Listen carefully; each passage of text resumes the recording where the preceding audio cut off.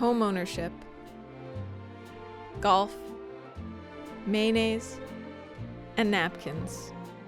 Millennials have been accused of killing a lot of things. Most recently, it seems the alcohol industry is in their crosshairs. But is this generation actually drinking less?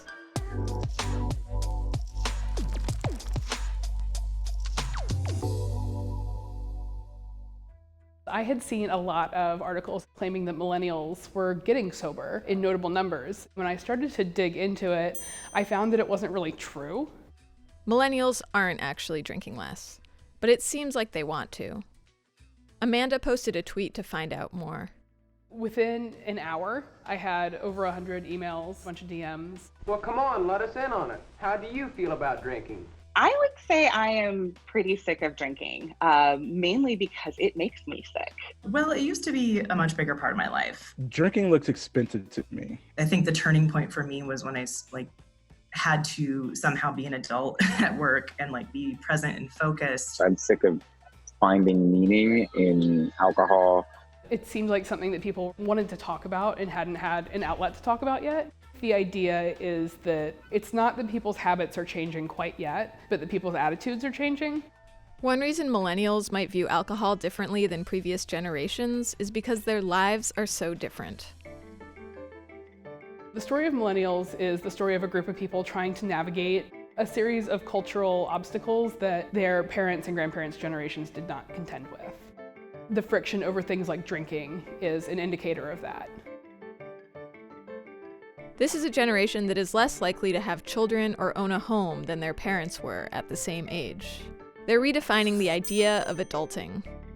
For older generations, marriage and kids in the suburbs have been sort of a natural off-ramp from drinking habits of somebody's early 20s. But when you don't have marriage and kids and home ownership in the suburbs, there's no template for how to conduct a social life in your 30s without those things. So you just sort of default to what you're doing in your 20s, but for people in their 30s, it's a lot harder to drink that much.